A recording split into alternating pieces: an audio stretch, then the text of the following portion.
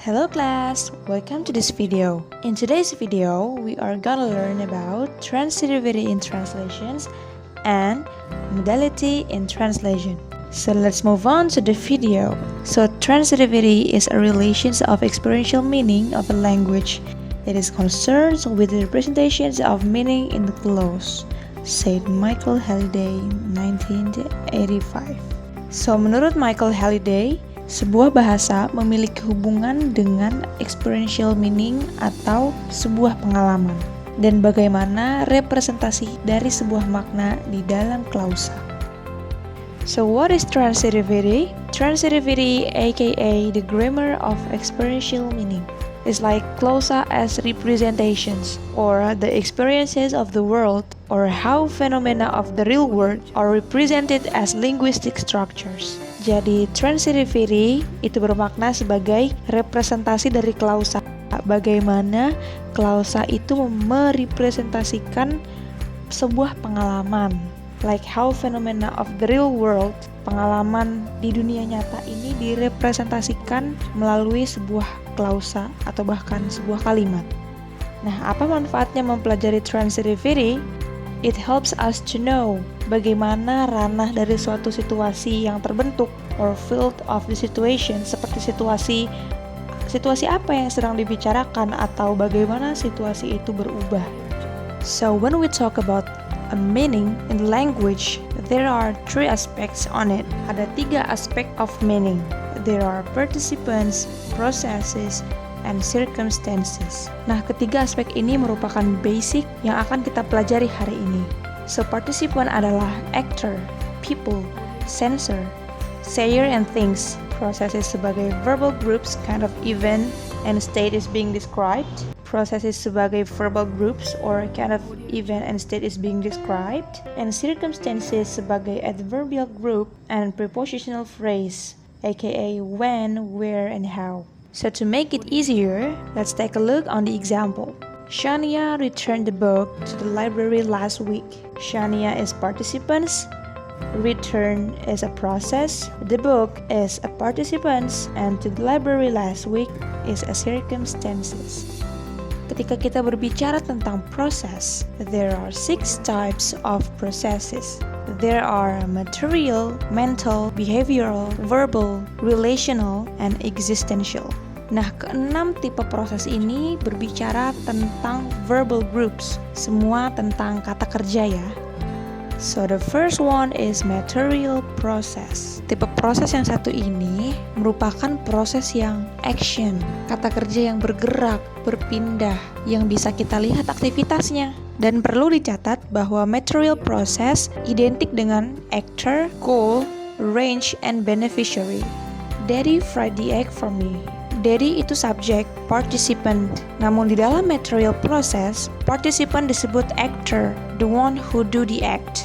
Fried di sini sebagai proses, the egg sebagai goal, and me sebagai beneficiary yang menerima tindakan atau menerima perlakuan dari actor. Contoh lain ialah Daddy crosses the road. Daddy tetap sebagai actor, crosses sebagai proses, and the road sebagai range because the road is the rest of the sentence.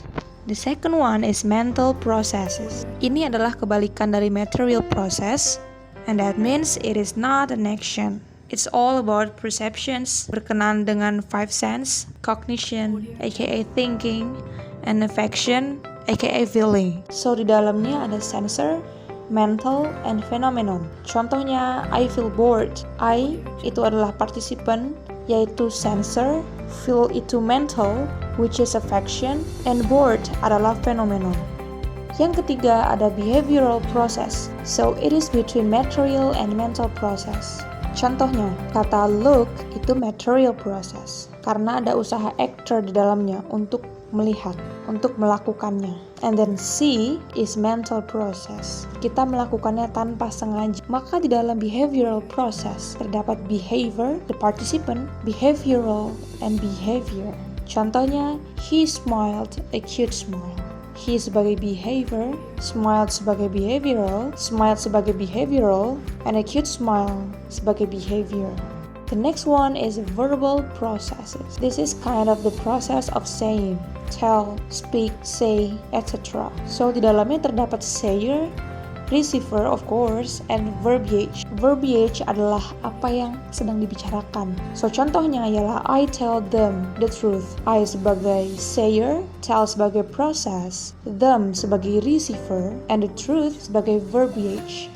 Selanjutnya ada relational process. Proses ini bisa dikatakan sebagai the process of being and having.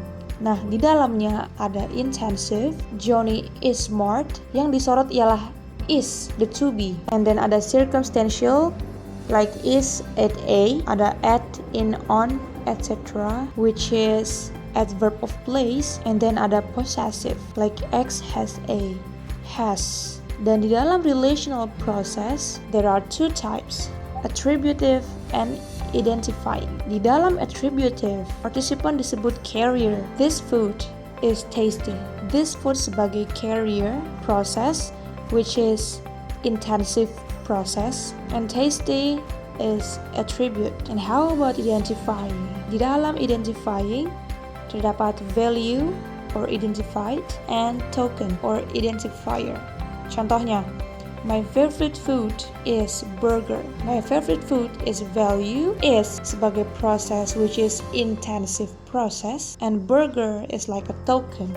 And then yang terakhir ada existential process, aka process of existence. So di dalamnya pasti ada existent and existential. Contohnya, this is my Instagram account. This is sebagai existence and my Instagram account sebagai existential. Okay, now I will explain about modality in translation. According to Michael Holiday, modality in translation is the area of meaning that answer between yes and no, which is the basis between positive and negative polarity. Jadi, menurut Michael Holiday, modality in translation adalah wilayah makna yang menjawab antara ya dan tidak, yang merupakan dasar antara polaritas positif dan negatif. Jadi, apa itu modality? Modality adalah kategori makna linguistik yang berkaitan dengan ekspresi, kemungkinan, dan kebutuhan. There are 4 types of modality. The first one is epistemic, the second one is deontic, the third is dynamic, the fourth alectic. Okay, I will explain about epistemic modality. Epistemic modality is the judgment speaker based on what they know or believe. Certainty or uncertainty describe the truth and untruth. Jadi, epistemic modality adalah penilaian pembicara berdasarkan apa yang mereka ketahui atau yakini. Contohnya, it might be rain today. Our certainty only based on our feeling. The second is, it will be rain today. Certainty, the sky is cloudy. Jadi, contoh pertama dan kedua. Contoh pertama berdasarkan feelingnya, berdasarkan feeling. Yang kedua, memang berdasarkan fakta karena sudah mendung. The second is deontic modality. Now is deontic modality. Concern what is possible, necessary, permissible, or obligatory, even alike. Jadi, deontic modality adalah menyangkut apa yang mungkin perlu, diperbolehkan, atau wajib, bahkan sejenisnya. Deontic modality menyangkut keharusan seseorang untuk melakukan atau tidak melakukan suatu dengan cara tertentu. Ini menunjukkan bagaimana seseorang akan melakukan sesuatu atau tidak melakukan sesuatu yang tidak diperintahkan. Contohnya, I ought to send the email. The writer's duty to send. I mustn't send like that. The writer is obligated not to send that way. Contoh pertama, aku harus mengirim email ini. Perintahnya memang suruh mengirim email itu. I mustn't send like that. The writer obligated to send that way. Penulis terpaksa tidak mengirim seperti itu. Walaupun artinya sama-sama mengirim, ada perbedaan dalam kata tersebut. Yang ketiga, dynamic modality. Strictly speaking, dynamic modality is confined to expression of ability or willingness. Jadi, dynamic modality, modalitas dinamis terbatas pada ekspresi kemampuan atau kemauan. Jadi pada modalitas ini hanya menunjukkan tentang apa kemampuan yang dimiliki penulis dan apa yang akan dikerjakan. Contoh, I could play the drum. Contoh, I could play the drum, showing the subject own ability. I will turn on the AC. Subject willingness to do. Jadi contoh yang pertama adalah menunjukkan kemampuan apa yang bisa dia lakukan. Yang kedua adalah apa yang akan dilakukan oleh penulis. Apa yang akan dilakukan oleh penulis. Keempat, alectic modality. It is the circumstantial modality, for it expresses the universal truth. Jadi, modality alectic adalah modalitas yang menunjukkan kebenaran, khususnya modalitas keutuhan logis, kemungkinan atau ketidakmungkinan. Modalitas alectika sering dikaitkan dengan modalitas epistemik dalam penelitian, dan dipertanyakan apakah modalitas ini harus dianggap berbeda dari modalitas epistemik, yang menunjukkan evaluasi atau penilaian berbicara tentang kebenaran. Contoh, the sun is bright. In fact, the sun is always bright. Jadi di contoh tersebut, matahari selalu terang. Ya pada kenyataannya, ya matahari selalu terang. So that is today's explanations. Hope you guys understand this easily, and don't forget to share this video so it could be helpful for all of you. Thank you.